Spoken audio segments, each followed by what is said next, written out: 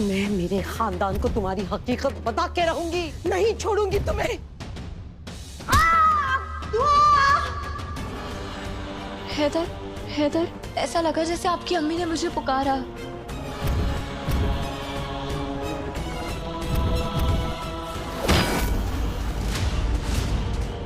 अब तू नहीं बचेगी हिना अख्तर। गजल,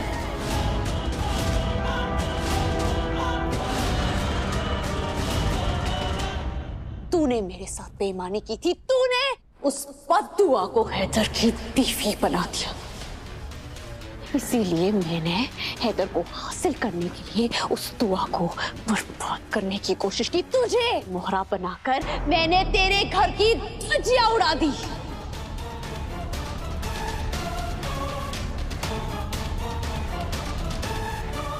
और तू मेरी बेटी, मेरी बेटी, मेरी प्यारी गजल, मेरी ये, मेरी वो करती रही और तुझे पता ही नहीं चला। दुआ चीखती रही, चिल्लाती रही, मेरी हकीकत बयां करती रही, लेकिन तू मेरी मुट्ठी में थी।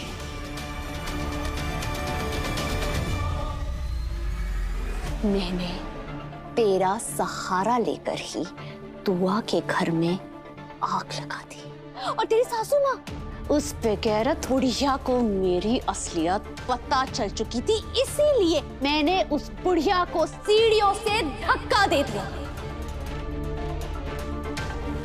लेकिन वो बच गई और फिर दुआ ने हैदर को मुझसे बचाने के लिए अपने भाई अल्ताफ का मेरे लिए रिश्ता लेकर आई। और उसके बाद तो तू जानती है ना मैंने उसका क्या करवाया? तेरे बेटे से उसकी हड्डियां तोड़वा दी। फिर दुआ ने मुझे इस घर से बाहर फेंकने की कोशिश की। फिर मैंने क्या किया? रूहान को अपनी मोहब्बत के जाल में फंसाया। और जानती है उसके बाद मैंने हैदर और रूहान के बीच में दुश्मनी पैदा कर दी। और तू फिर भी नहीं समझ पाई पागल औरत कि जो शतरंज का खेल मैं खेल रही हूँ उसमें काले मोहरे भी मेरे हैं और सफेद मोहरे भी। और जानती है मैंने उन दोनों को क्यों लड़वाया? क्योंकि मैं जानती थी कि रूहान के सर से मेरे इश्क का भूत एक ना एक दिन उतरेगा और उस दिन वो मेरे खिलाफ जाएगा, मेरी सच्चाई सबके सामने बयां करेगा। और फिर जब रूहान मेरे खिलाफ बोलेगा, हैदर के खिलाफ बोलेगा, तो सबको लगेगा कि वो हैदर की दुश्मनी की वजह से सब बोल रहा है। और इसे कहते हैं घोड़े की चाल, जो चौमुखी मारता है।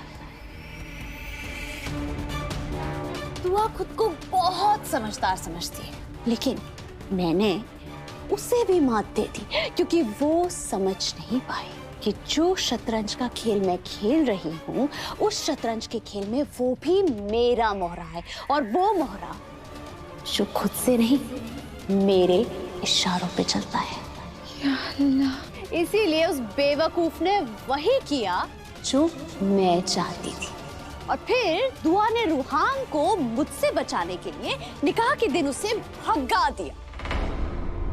उल्टा हुआ, सारी हमदर्दी मुझे मिल गई।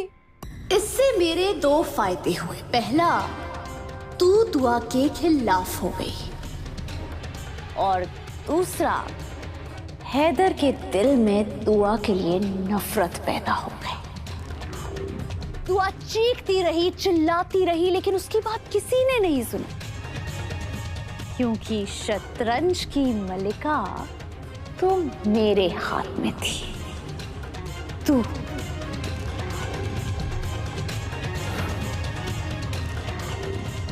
कितना मजा आता था ना, एक तरफ दुआ, एक तरफ तू और बीच में मैं। क्या जबरदस्त खेल होते थे। और तू फिर भी मुझे नहीं पहचान पाई। इसे कहते हैं प्यादे की चाल, जो चलता सीधा है और मारता आड़ा।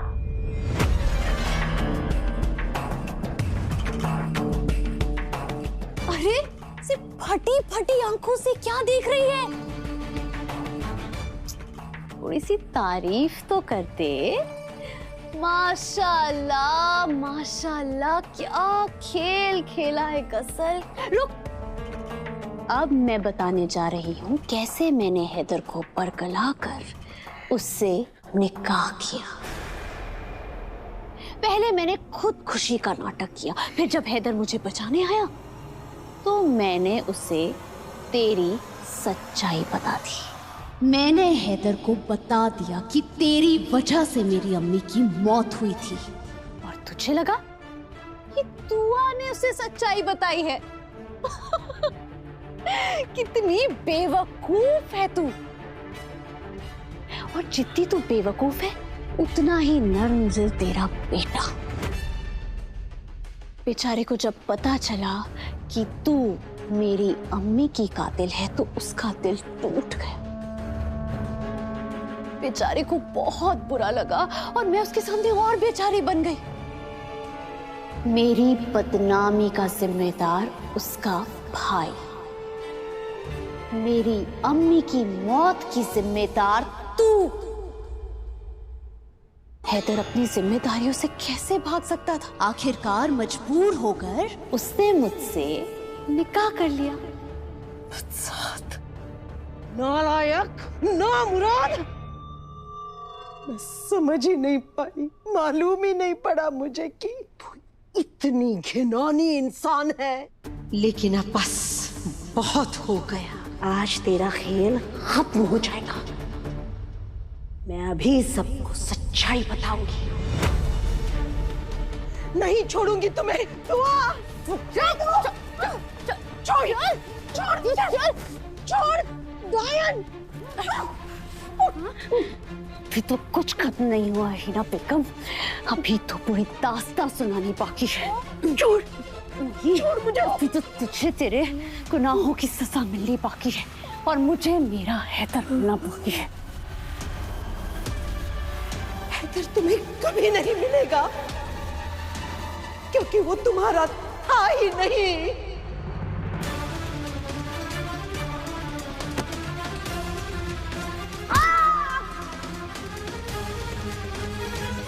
हैदर मेरा था, मेरा है और मेरा ही रहेगा। पहले भी मैं तेरा इस्तेमाल करके हैदर और दुआ को अलग कर चुकी हूँ, अब भी मैं ऐसा ही करूंगी और अब मैं अपने काम को अंजाम तक पहुंचा कर रहूंगी, समझी? छोड़, ऐसा नहीं होगा।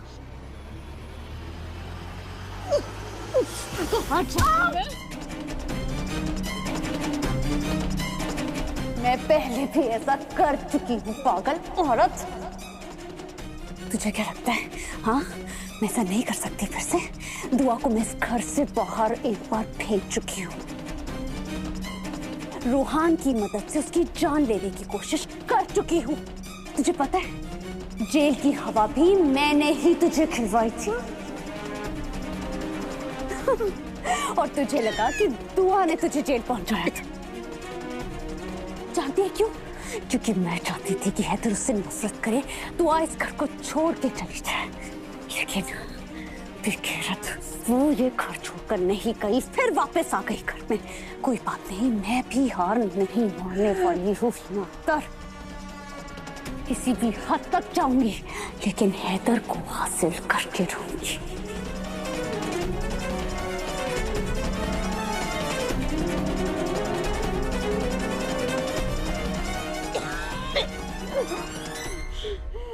खुदा का खौफ रख, ऐसा कुछ नहीं होगा, मैं ऐसा होने नहीं दूंगी। दुआ! हैदर, हैदर, ऐसा लगा जैसे आपकी अम्मी ने मुझे पुकारा। मुझे ऐसा लग रहा है जैसे किसी तूफान की आहट का एहसास हो रहा है मुझे। ना तू बाहर चल पाएगी और ना ही तेरी आवाज बाहर चल पाएगी। जाएगी तू ऊपर वाले के पास, समझी? मैं तुझे उसी दिन मार देती जिस दिन मैंने तुझे पहली बार देखा था, लेकिन सिर्फ इसलिए नहीं मारा क्योंकि तू मेरे हैदर तक पहुंचने का रास्ता थी।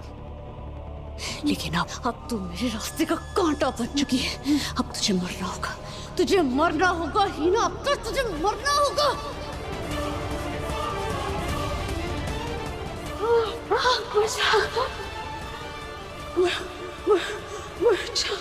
बचा मुझे, दुआ है दो, बचा मुझे, बचाओ।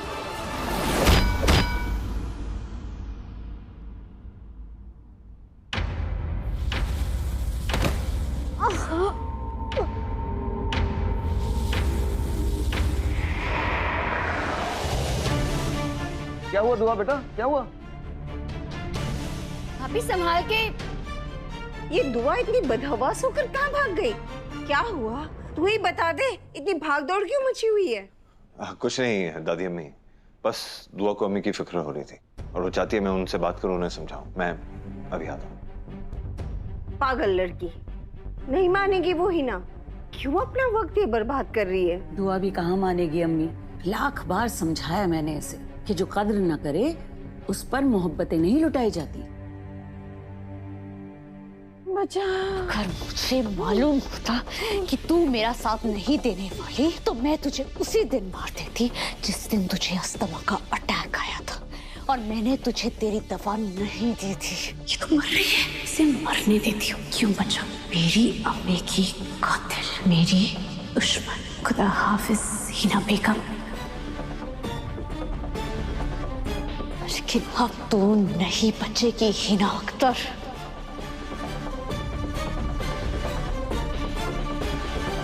खुदा हाफिज। दुआ मेरी बात सुनो, दुआ अम्मी नहीं मानेगी, मत जाओ उनके पास।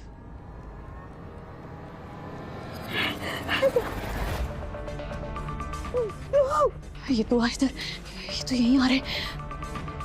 अगर ये हिना बच गई और दुआ और हैदर ने इसे देख लिया, ये सब कुछ सच बता देगी। मैं हैदर को हमेशा के लिए खो दूंगी। नहीं नहीं, ऐसा नहीं हो सकता। हिना तुझे मरना होगा, आज तू नहीं बचेगी, तुझे मरना होगा। अम्मी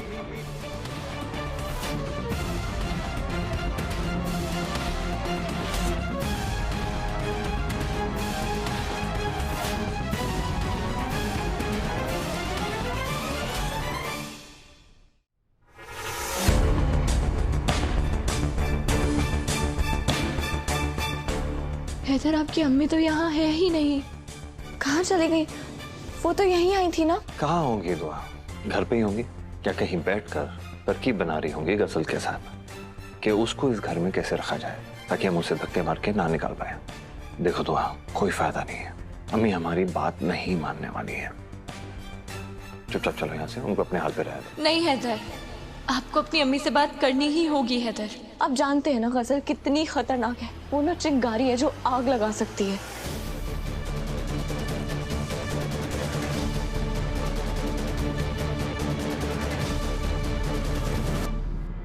अम्मी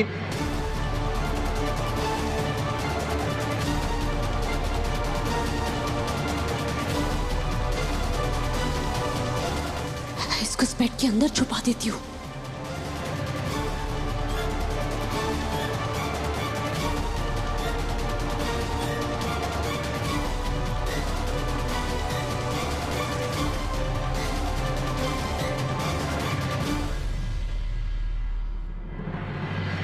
बचाओ, बचाओ। अम्मी, दुआ, हम सब उन्हें समझा चुके हैं और कितनी बार समझाएंगे, और क्या फायदा है? अम्मी गजल के प्यार में इतनी अंधी हो चुकी है, अगर चीख चीख के मैं मर भी जाऊं ना, फिर भी मेरी बातों का कोई असर नहीं होने वाला अम्मी पर। है तो मैं समझ चुकी हूँ मेरे बच्चे, मेरी आंखें खोई चुकी है। मुझे बचा ले, ये मुझे जान से मार देगी। बचा ले मुझे मेरे मौला, मदद कर।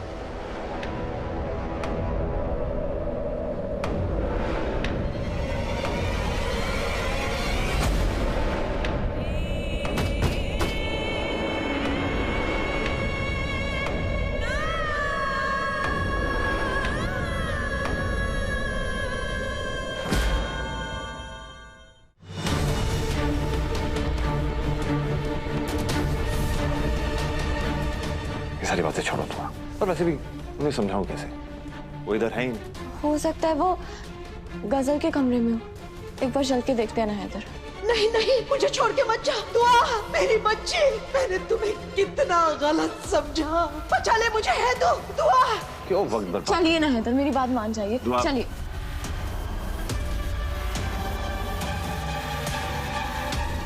चलिए हैदर। दुआ क्या कर रही हो तुम? दुआ मेरी बात तो सुनो।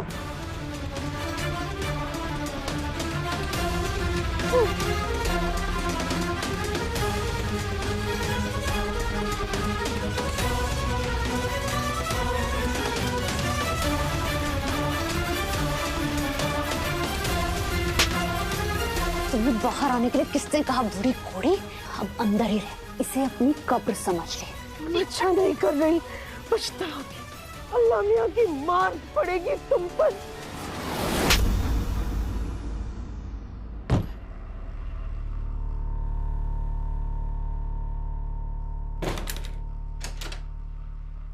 हैदर की अम्मी, अम्मी, हैदर की अम्मी।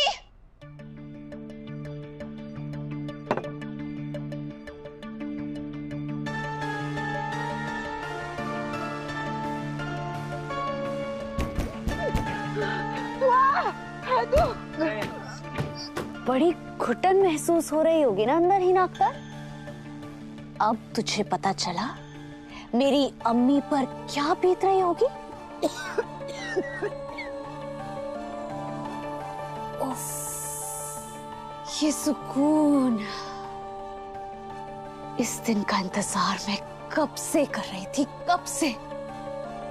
तुझे तड़पता हुआ देखना मेरा ख्वाब था ही नाकतर, और आज वो ख्वाब पूरा हो गया। मुझे यतीम करने वाली अभी तो तेरे गुनाहों की सजा शुरू हुई है। तूने मुझसे मेरी अम्मी को छीन लिया, तूने मुझसे मेरे अब्बू को छीन लिया, तूने मुझसे मेरे हैदर को छीन लिया। अगर तूने अपना वादा निभाया होता तो आज हैदर मेरा होता, मैं हैदर की बीवी होती। लेकिन नहीं, तूने ऐसा नहीं किया। तूने मेरे साथ बेईमानी की ही ना अख्तर। अगर आज हैदर मेरा होता और दुआ बीच में नहीं होती तो सब खुश होते, सब अच्छा होता और मैं तुझे माफ कर चुकी होती। लेकिन तूने ऐसा कुछ नहीं किया। अब तुझे तेरे गुनाहों की सजा तो मिलेगी। मैं तुझे अपनी अम्मी के पास पहुंचा दूंगी और उसके बाद तेरे एक एक घर वाले को बर्बाद करके रख दूंगी। तैयार हो जा हिना बेगम, मौत के फरिश्ते तुझे ले जाने के लिए आ रहे हैं।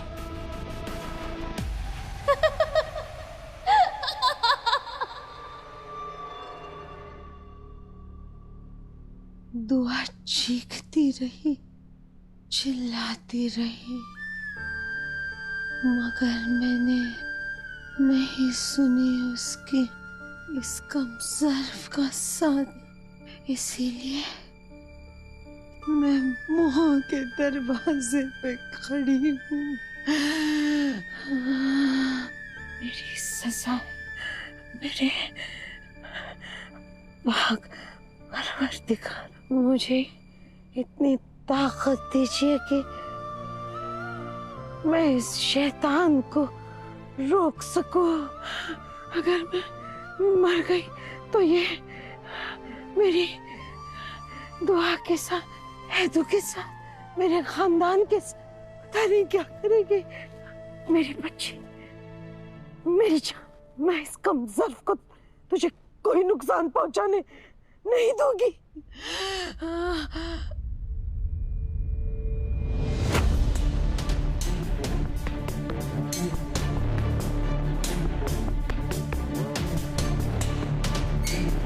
या अल्लाह, मदद।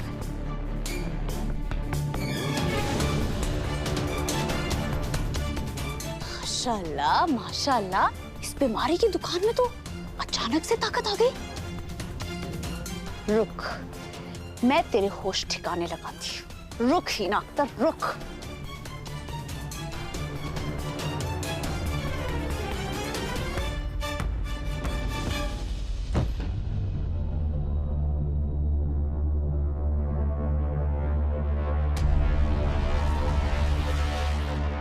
अम्मी, अम्मी। हैदर, आपकी अम्मी कहाँ चली गई? पूरा घर छान लिया, कहीं भी नहीं है। पता नहीं। हैदर, क्या हुआ? तुम दोनों इतने परेशान क्यों? अम्मी कहीं नहीं मिल रही है, घर पे कहीं नहीं है, पता नहीं कहाँ चली गई। कहीं चली गई मतलब? अरे यहीं कहीं होगी भाई। हाँ, रोने धोने के बाद उसे वो छत वाला कमरा बड़ा पसंद आता है, वहीं बैठकर हम सबको कोस रही होगी। नहीं अब्बू जी, हैदर की अम्मी कहीं भी नहीं है। मैंने पूरा घर ढूंढ लिया, वो कहीं नहीं है। और वो गजल भी कहीं नहीं है। अब्बू जी, मुझे बहुत डर लग रहा है, कहीं उस गजल ने हैदर की अम्मी को कुछ।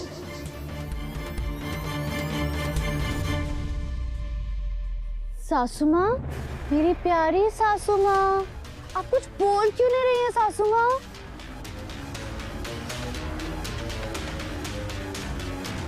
चुप चुप पड़े हो, जरूर कोई बात है।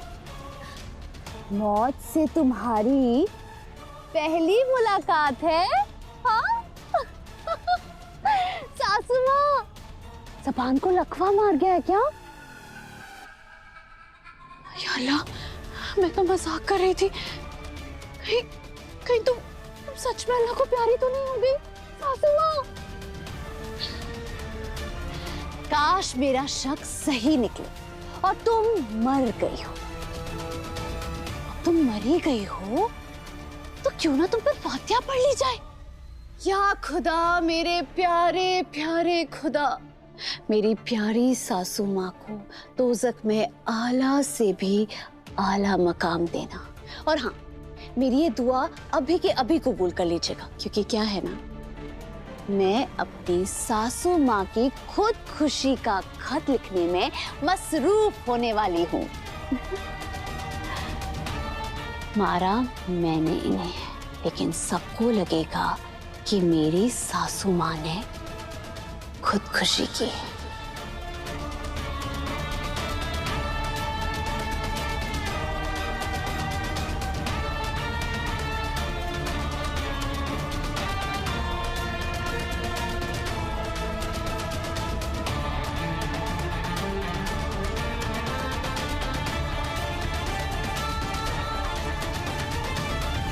हैदर की अम्मी कहाँ चली गई? पूरा घर ढूंढ लिया है। गई तो अपने कमरे में ही थी, अब पता नहीं कहाँ चली गई। उनका अचानक ऐसे लापता होना, कुछ तो मतलब होगा ना। ऐसे कहाँ चली जाएंगी वो? तुम फिजूल में ही उसकी फिक्र कर रही हो बेटा। ना बुज़दिल औरत है, वो घर छोड़कर जाने का जोखिम नहीं उठाएगी। उसकी फिक्र करना बंद करो। और अगर वो कहीं गई भी होगी ना, तो इसमें भी उसकी कोई ना कोई साजिश ही होगी। ना मुराद औरत घर वालों की ना हो सके। गजल का साथ देने के लिए उसको सजा तो मिलनी ही चाहिए। और अगर कहीं गई भी है ना, तो जब उसको अपने बच्चों की याद आएगी तो खुद ब खुद चली आएगी। और अगर नहीं भी आई, मुझे बिल्कुल भी अफसोस नहीं होगा। अब्बू जी, आप क्या बोल रहे हैं? हैदर की अम्मी जैसी भी हो, है तो इस घर का हिस्सा ना। उनका मिलना बहुत जरूरी है। देखिए, आप सबको खुदा का वास्ता, आप बैठे मत रहिए, प्लीज प्लीज उन्हें ढूंढिए। पहले तो अपने दिमाग को ढूंढ ले बेवकूफ। पता नहीं कहाँ गिरा कर आई है, जिसे रत्ती भर तेरी परवाह नहीं है, उसकी फिक्र में क्यों मरी जा रही है? नूर, कायनात, हफीज, रवि भाई, रूहान, हम सबको ढूंढना होगा। तुम लोगों को मेरी कसम है, जल्द से जल्द उन्हें ढूंढो, या फिर गजल को ढूंढो। वो उसे ढूंढ लिया ना, तो हैदर की अम्मी भी मिल जाएंगी। देखिए, बाकी सब घर में तलाश कीजिए, बाथरूम में ढूंढिए, क्या पता उनकी शुगर कम हो गई हो, या फिर वो बेचारी कहीं बेहोश हो गई हो। मैं हैदर की अम्मी की सहेलियों को फोन करती हूँ, या फिर उनके पास जाती हूँ। हैदर की अम्मी जब भी नाराज होती है, उनसे बात करती है, उनके पास चली जाती हूँ, मैं पता करती हूँ। किस्मत तो हिना जैसी होनी चाहिए। इतनी बददिमागी पेश करने के बावजूद ये मेरी ज़हीन दुआ उसको पागल मानने को तैयार ही नहीं है। खुदा कसम, अगर मेरा बस चलता ना, तो इसी वक्त उसे पागल खाने भेज देती। बस कीजिए अम्मी, उन्हें कोसना बंद कीजिए। क्या बोल रही हैं आप? क्या मैंने बोला? हैदर की अम्मी कहाँ चली गई आप? लो हिना बेगम, तुम भी क्या याद करोगी? क्या शातिर दुश्मन मिला था तुम्हें। मैंने तुम्हारे कत्ल का इल्जाम तुम ही पर डाल दिया। बस अब सामान बांधना है उसके बाद सारा काम खुद ब खुद पूरा हो जाएगा। पर मुझे तुम्हारी मौत से खुशी नहीं मिल रही है। मैं चाहती थी कि तुम जिंदा रहो, क्योंकि मैं तुम्हें तड़पता हुआ देखना चाहती थी और तुम्हें तड़पते हुए देखकर मजे लेना चाहती थी। लेकिन तुम्हारी गलती है हिना बेगम। तुम ही ने मुझे उकसाया, तुम ही ने मुझे मजबूर किया तुम्हारी रवानगी का बंदोबस्त करने के लिए। मरी पड़ी रहो।